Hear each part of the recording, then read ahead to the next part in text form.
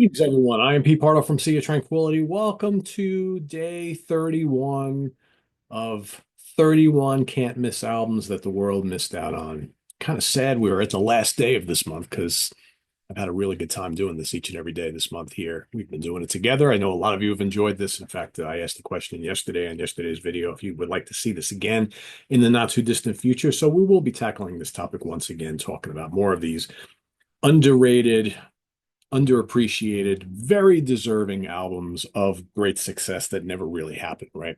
Uh, Obscure bands, more well-known bands, right? These albums that just should have been enormous, and for a myriad of reasons, just never quite happened that way. So for today's pick on this final day of May here in 2025, this is a debut studio album by this American band from New Jersey. It's released June 21st, 1976, recorded at the record plant in New York City, produced by Jack Douglas for Capitol Records. Right there, Jack Douglas worked with Aerosmith a lot, quite around right around that time. Capitol Records, right? So here you have all these elements that should have worked in a big way, but for whatever reason, the debut album from Stars just didn't quite happen like everybody wanted it to. I mean, it happened, it was released. And now, all these years later, people look at this as the classic that it is. But at the time, like, what happened? It's got all the elements, right? Everything about this album is screams can't miss, should have been a major, major album, right? For those folks at the time who were, again, it's 1976, so Kiss pretty big right around this time, just hitting in the last year, year and a half or so. Aerosmith is doing very well for themselves. Alice Cooper band doing very, very well, right? You can hear elements of all those bands in the music of Stars. And the more I listen to Stars, especially this debut album, but even the ones that come after, but especially this debut album, I'm thinking so much of the glam or hair metal scene owed a ton to this band. You listen to songs on this album and you're like, man, Motley Crue, Poison, Skid Row, could name a whole host of other bands who were playing, from California, LA bands and whatnot who were doing that kind of like, commercial, glammy hair metal thing, whatever you want to call it, right? We know what it is. You hear elements of Stars in all those bands, and yet Stars pretty much remains a fairly obscure band, right? Still around, playing live occasionally, kicking around today, which is good to see. In fact, they're playing a show which I need to get to. I think in New Jersey at the end of June with Zebra and Angel. It's a great lineup, right? Three classic bands like that. All three bands should have been huge. That's like they should have been huge tour, right? Sure. All right. So the band comprised of Michael Lee Smith on vocals, terrific singer, Richie Rano on guitar, Brendan Harkin on guitar, Pete Swivel on bass, and Joe Dubay, otherwise known as Jeff Grob, on drums. It's funny. Bunch of years ago, I had never bought the Stars albums, kind of growing up and stuff, and I didn't get into the band so much later on. But I remember when I finally decided that I need to investigate the music of Stars, had to have been at least 10, 15 years ago. Uh, I found a website, and it was the Stars website, and I wanted to just order the catalog online. They had all the CDs available, but you had to call a number to kind of place the order. So I thought it was kind of strange. But I'm like, all right, whatever. And I call up, and who do I get on the phone? Richie Rano.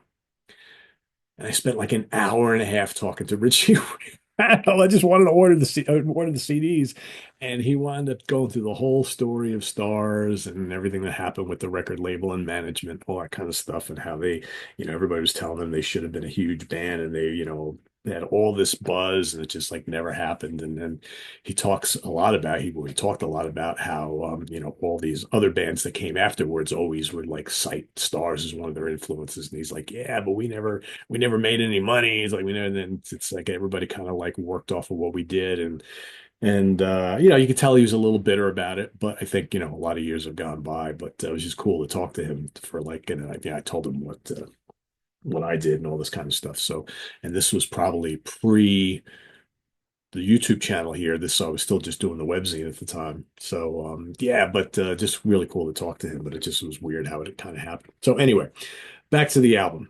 Uh, now 10 tracks on here. Every one of them's just a total banger, fun, kind of hard rock party metal. It's not really metal. There's elements of power pop in their music too. It's just really catchy stuff. Detroit Girls is so good. I mean, Detroit Girls. If you would have told me that the Alice Cooper group did that song, I would have been like, oh yeah, cool. It sounds like a great Alice Cooper song. It's just, under my wheels. It's in that kind of zone, right? Really good. Live Wire is great. Tear It Down is just a kick-ass track.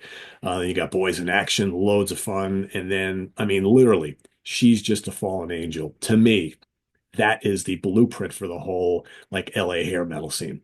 It totally is. It just if that came off a Poison record or a Motley Crue album, I would have been like, oh, cool, great song, because it is. But it's so indicative of so much stuff that followed like 7, 8 years later, right? Side two, you got Monkey Business, another great track. Nightcrawler is really good. It's kind of moody, but then this kick-ass riffing comes in. A lot of the riffs on this album remind me of like some of the stuff that Kiss was doing around the same time. Very cool, simple but effective riffs. But I love the production on this album because the guitars are produced really, really well.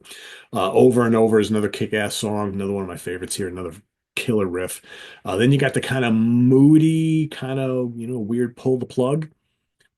That's a little bit more of a somber track, of course, because the song is all about pulling the plug on someone who's on life support and then Now I Can, another kick-ass rocker to finish it all up. I mean, there's a lot of great songs on here. And like I said, there's easily a bunch of potential singles on here. She's Just a Fallen Angel would have been a massive hit in like 1984, 85, 86, without a doubt. Live Wire, another potential hit. Detroit Girls, just so, why weren't any of these released as singles? I really have no idea. Not really sure what Capitol Records was thinking because you've got hit potential all over this album. And sadly, as is the case for pretty much every album we're talking about this month, I don't have any charts to tell you about, no certifications, no charting singles, nothing like that. But I think that it's one of those albums that, like all these years later, many years later, almost 50 years later, we look back on and say, this is one of the great ones. But why wasn't it perceived that way at the time?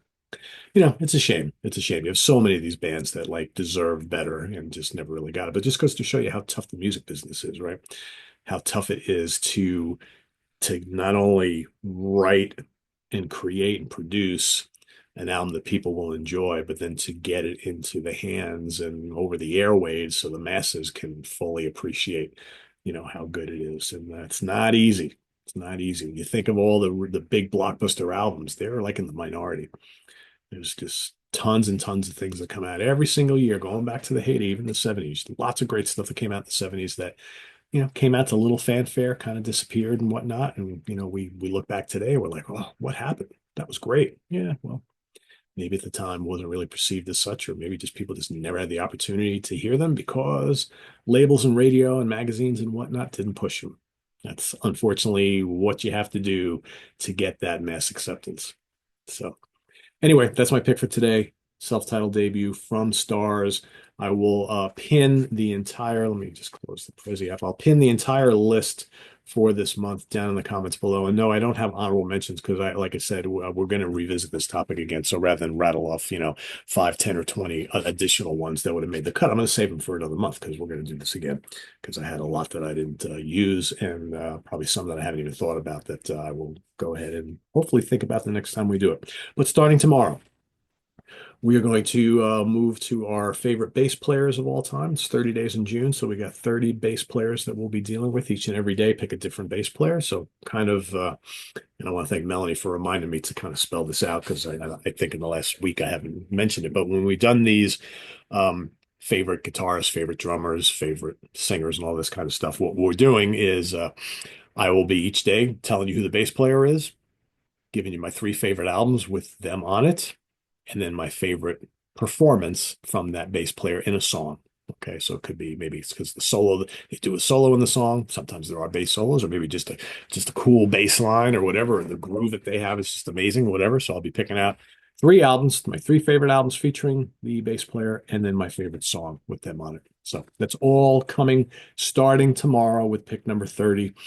Um, so get your list ready. I'm still working on mine. I haven't finished it. That's just, man, the last like 2 weeks I've been insanely busy here with stuff to listen to and lists to get together and catalogs to rank and decide. So I'm way behind on everything. So normally when we're like the day before a new month, I have my list ready to go.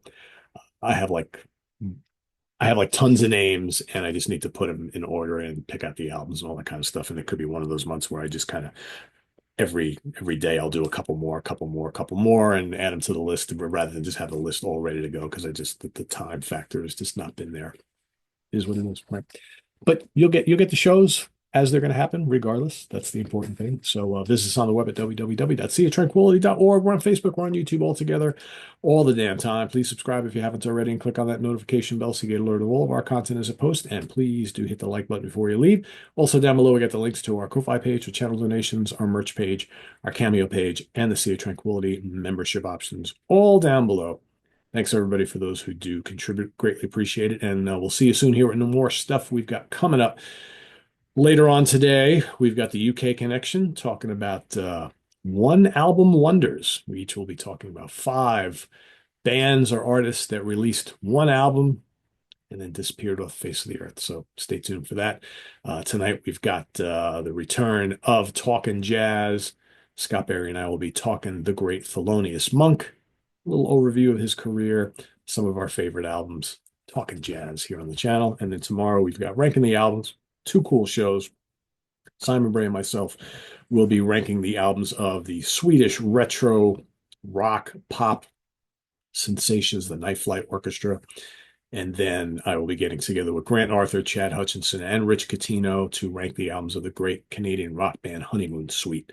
So that's all coming up tomorrow morning here in the States. And don't miss any of it. I'll see you soon. I am Pete Pardo. Thanks for watching, everybody. Bye-bye.